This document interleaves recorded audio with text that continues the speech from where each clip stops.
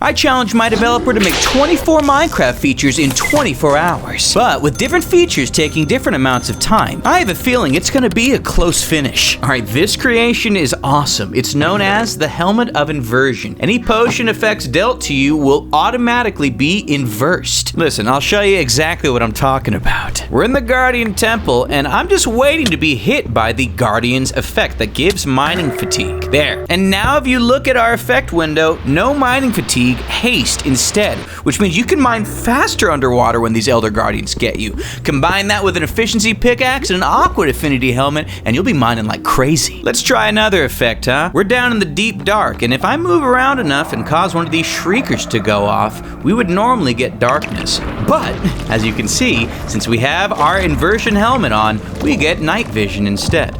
Also, I think I hear a noise. And now, withers are your best friend, because instead of being dealt the wither effect upon being struck by them, you're actually given the regen effect. They'll still deal initial damage to you, so I wouldn't recommend going in for a hug necessarily, but all of a sudden you've got some nice auto heal anytime this helmet is handy when you are in the nether fortresses. So everyone can use this next type of item. It's an ID card system, and you can use it to lock a lot of things. First and foremost, when you see some doors in front of you that you're interested in locking, simply use a blank ID card while sneaking on it to lock it and to make your very own special ID card. With your ID card in hand, you can use it to lock or unlock all sorts of things such as doors and chests and even more. But the moment we get rid of the ID card, the oak door is locked, as well as the iron door. You need to have your special ID card if you want to be able to make it through. You can actually use the ID card on trapdoors as well. Now we can actually lock our secure bases. And on top of that, if you store your ID card inside an end chest, you truly can have ultimate security and protection, because no one can get inside end chests. They're tied to your individual player file. Now this ID card does come with some downsides. If we were to have a bunch of villagers in an area, they will not honor the locked and unlocked status of any doors nearby. Well, let's just say you don't want to live with any villagers.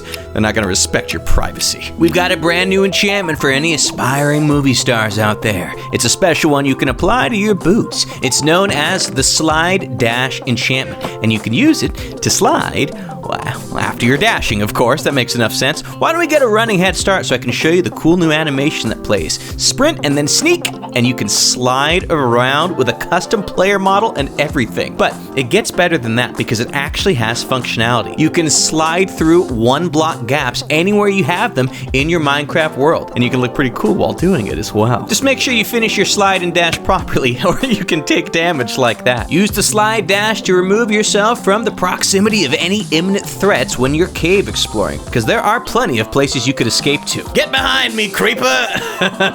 Not today. Look at him, he's stuck back there. Loser!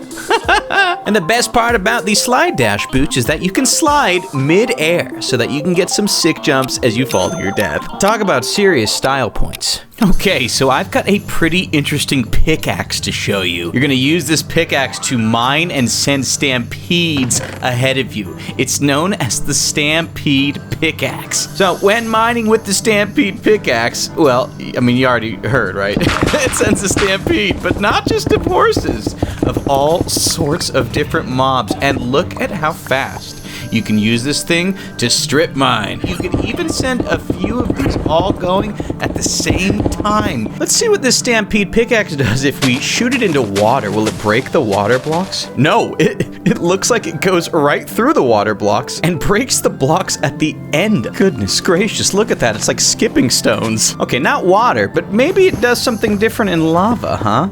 Other than setting our friends on fire, I don't think that it makes much difference here either. Oh boy, PETA showed up. Listen, ghasts. Can we use them against the ghast? It doesn't look like we have the best trajectory for it, but all right, I'll stop. I want you to imagine a world with me where villages start to run down a little bit more often than normal, but they're not filled with zombies. Rather, instead, they're filled with starving villagers. Yo, this guy is hangry. But it just so happens we've got some... Oh, okay, easy, guys.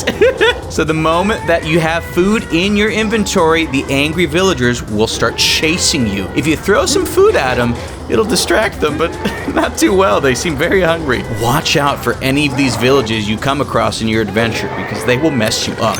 Here, easy, guys. So, 5 updates in a little over 4 hours. Impressive. But these next updates look complex. Let's see if my dev used their time wisely. Now, Minecraft has a couple different musical options in-game, but one thing, apart from dance floors, it's missing is a subwoofer. Check this out. You can use various music discs to get the beat going, and then you can put a subwoofer nearby to get the bass thumping. I kind of want some guests first. Now that we've got a bit of an audience, it's time for DJ Logdotzip to get the woofer pumping. Let's put in a disc. Well, I guess left, but you can kind of check out what the subwoofer does. The subwoofer will actually cause knockback to any mobs caught within its base range, dealing damage to them. Doesn't matter what music disc you play, they all essentially do the same thing. But how about we do this with some guests that actually appreciate my DJ skills, huh?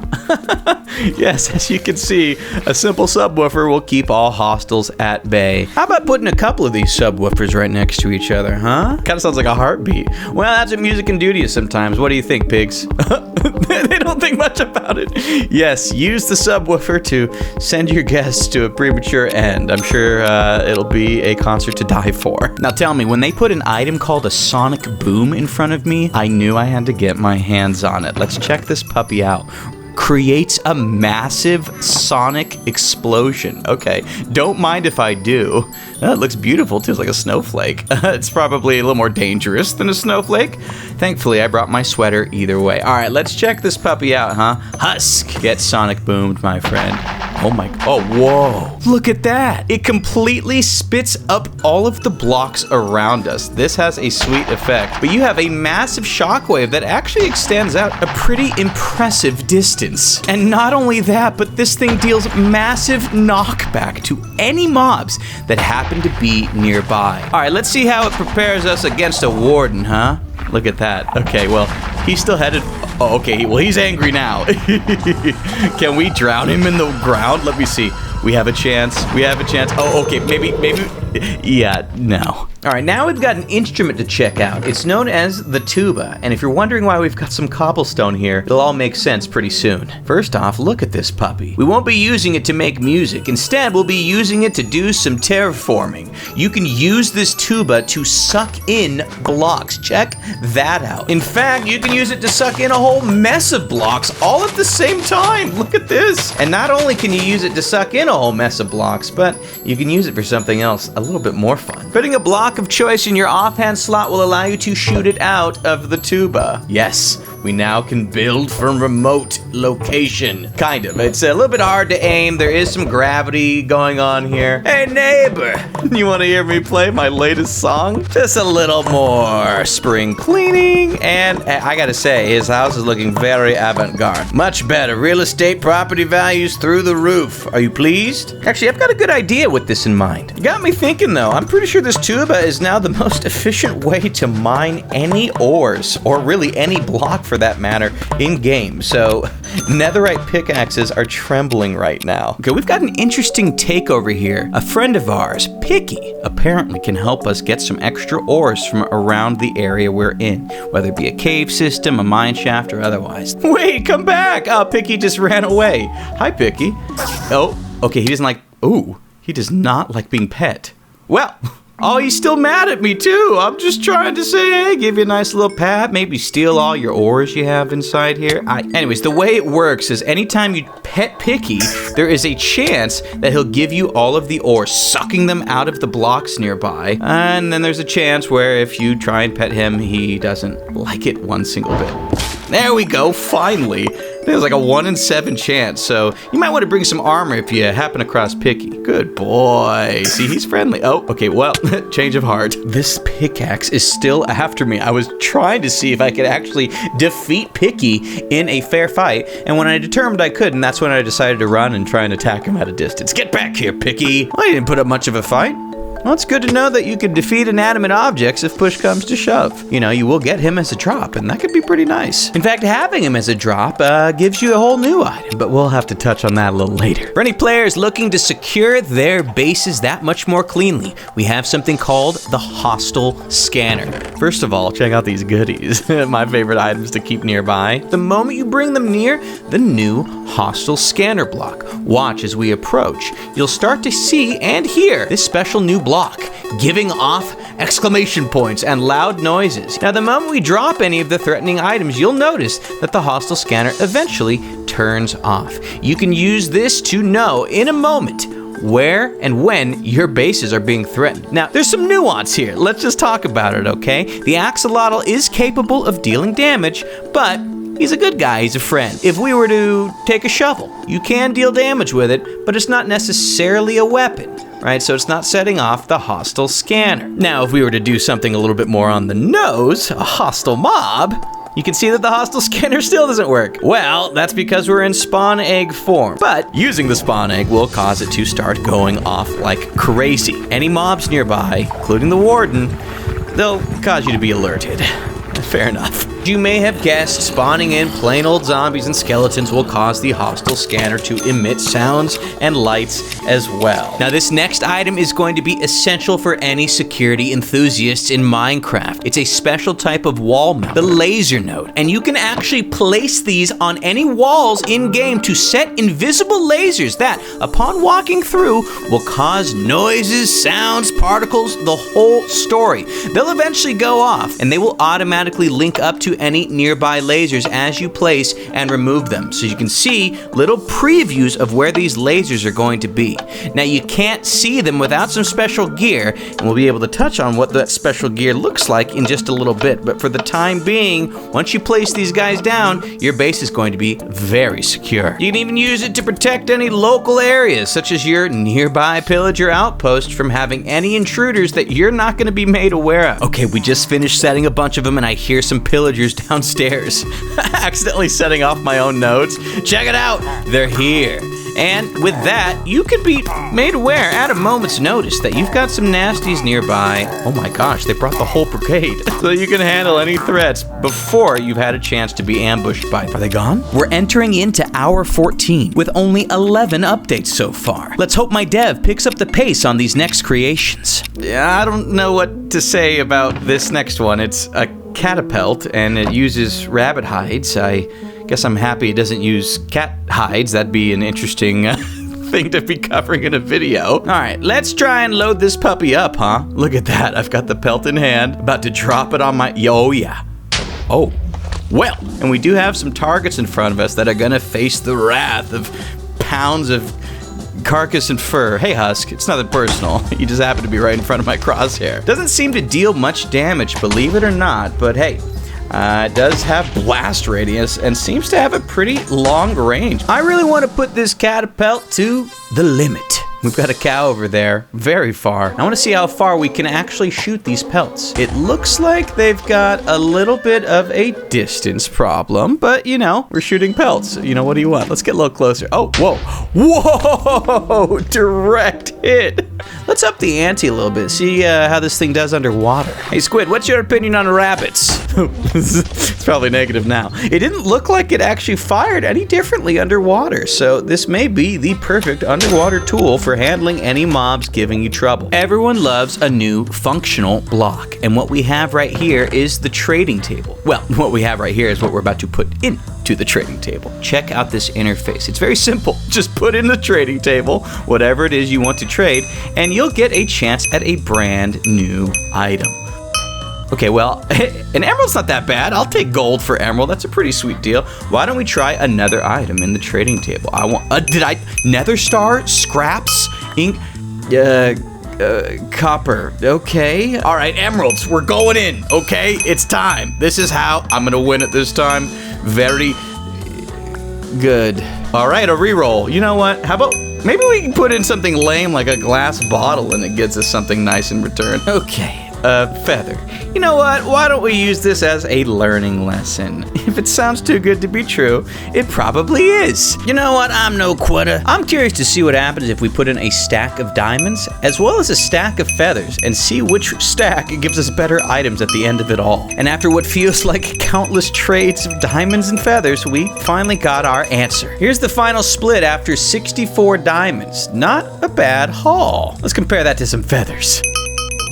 Okay, so after it's all said and done, I can confirm that despite this netherite sword we got and a couple diamond things, trading diamonds is gonna make a lot more sense compared to feathers. But at the end of the day, I'd recommend you just hold on to your goodies instead. For anyone looking to make a mark at a distance, we've got a special item here. It's known as a drone. And once you have one of these, you'll be able to start causing problems from far away. Check this thing out. Throw the drone on the ground, and you will instantly take the perspective of the drone, where you can actually use a drone ability to tag any nearby mobs, or in this case, some laser nodes as well, so you can see where this laser detection system is currently active. There's me back there. You can legit see me piloting this drone. It is an armor stand, but you know, pretty close detail if you ask me. How about we use our drone to explore a nearby woodland mansion? You can use this drone to navigate any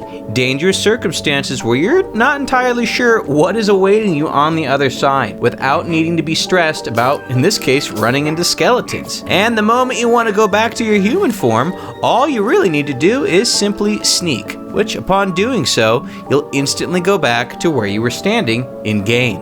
Not bad. Also, what is that fire back there? I wouldn't be too worried about it. Oh, and apparently the drone is fireproof as well. Who'd have thought? And check it out, the drone even works in underwater mode. You don't have to worry about short-circuiting, fire flames, anything like that. And look at that, I'm out of air bubbles and not taking any damage either. My favorite new exploring tool. This creation is shocking. It's an electro backpack, and I cannot wait to see what the buzz is about. Because of Anyways, you can wear it on your back, and not only does it look really cool, but it comes with a unique ability to keep you safe on your adventures. Notice the moment I get too close to some of these husks, or rather they get too close to me, my backpack's got a little bit of a say about things. Now, it doesn't seem like it cares whether it's a hostile mob or a passive one, which gives me an idea. I've had enough bad trades from these guys to not feel any guilt about running through a village and taking them out. But you might want to be careful, because it looks like the iron golems are not a big fan of the escapades. Let's take a plunge, shall we? I'm happy to report that the backpack does not damage me, and thankfully continues to damage everything around me. So things like guardian temples become quite trivial if you've got this, well, I suppose physics-defying backpack on you. What's more, it even happens to work on any flying creatures. They do need to be close enough for the effect to take effect, but phantoms do die from time to time, and as long as you can outrun them, your backpack will do the dirty work for you. Now, next up, we've got a special item known as the Night Vision Helmet, and believe it or not, this is an item that links with an earlier creation, the laser nodes. You can wear your Night Vision Helmet to toggle on, well, night vision, and the moment you do, you'll be able to see the lasers that the laser nodes are actually setting.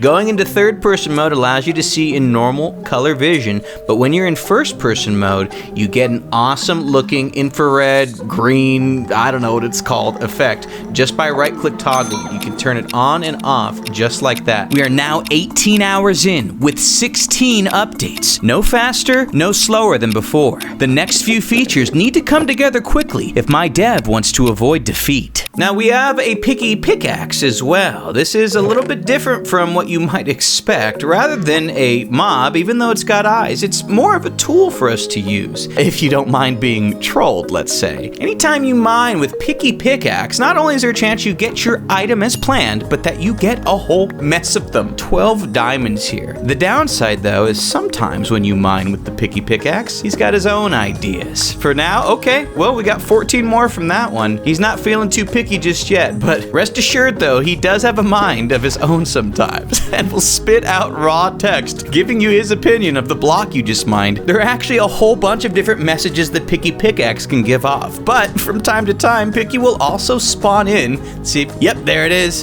a friend, another Picky Pickaxe, which has his own ability. It's been covered. He's not too happy with us and will immediately start chasing after, so collect as many ores as you can or face the wrath of the Picky Pickaxe, who's been picky about how you've been picking with his Picky Pickaxe friend. I'll stop. Now this item over here relates to the laser nodes from earlier. It is a special item. It is a laser detection bomb, and throwing it will cause a small explosion that leaves tons of smoke behind, but more importantly, makes any nearby lasers visible for a grand total of 10 seconds. You still can trigger the lasers, but at least you can see where you've committed your sin. I'd recommend you have a few of these laser detection bombs on you if you plan on going any areas where the laser nodes aren't as easily seen. Now, you can tell there's lasers one way or another, but oh, I thought I could jump over and trigger it. Need to work on my parkour skills a little bit. Now this item is known as the electric bomb, and throwing it will cause a small explosion that will turn off any redstone or laser systems around. So, sorry nodes, you've been neutralized. Now we can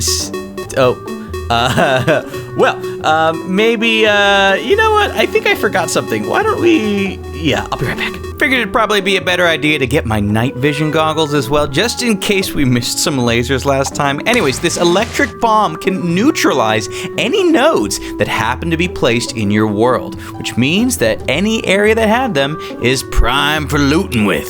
Although I probably should have brought a pickaxe. Now, if you're anything like me, you want more creatures that come from the end. Well, what we have here are known as the Wayfarers, and they like to hang out in the end, but sometimes you'll find them inside local strongholds, preventing players from reaching their homeland. Now, if we look at this thing, you'll notice it looks a little bit like a relative of the Endermans. It will actually cause a series of end particles to appear around you in-game, and after enough time has elapsed, believe it or not, you'll be randomly teleported to somewhere else within the local vicinity. If we punch him, he will resort to damaging you greatly. And he's got quite a speed boost on him too. I've got my sword handy this time. Adventurers smart enough to bring a weapon with them will be able to dispatch the Wayfarer pretty quickly. Doesn't drop anything wild, just some chorus fruit. But why don't we go check out what things look like in their homeland? So we're here in the end now, particularly a place called the Outer End. And this is thousands of blocks away from the center, where you begin running into these Wayfarers. Interestingly enough, I don't think we have much of a chance. Apparently the middle of the forest was the perfect spot for this next creation, known as the Amethyst Rod. You can actually use this thing to shoot out amethyst shards. And naturally that includes on any living creatures that happen to be nearby. Sheepy, this is for science. You can't be mad about it, okay? It's not a problem. Now die. Yes, I was hungry. Now let's see if this amethyst rod works underwater as well. I'd be shocked. Oh, well, it seems to. And on top of having infinite ammo, this is pretty overpowered. Why don't we instead try using it against something that maybe is more deserving of magical purple shards hitting him in the face? The fact that we now have a projectile item that can actually strike Endermen, who normally dodge all of them, is pretty impressive if you ask me. Although I still need to maintain my distance. This is getting to be a little bit bad. All right, looking a little bit better.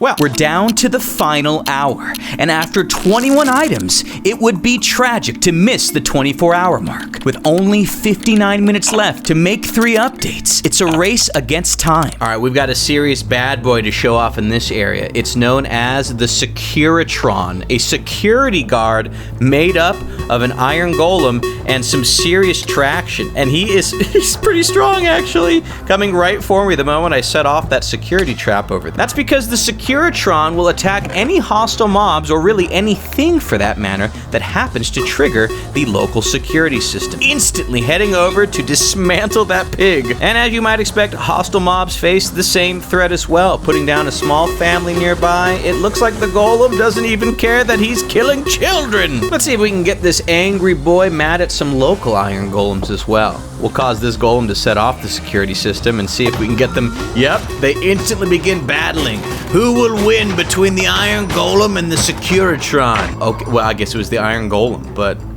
actually, did you see his face? Well, you either got beat up really bad, or we may need to get in touch with the developer to see what happened to these poor iron golem textures. Anyone who's a fan of shulkers is really going to enjoy your new security guard friend. It's an iron shulker, and it will attack any mobs that happen to trigger nearby security systems. He's already shooting out his shulker bullets, trying to get this husk. There we go, finally hit the husk, and check it out.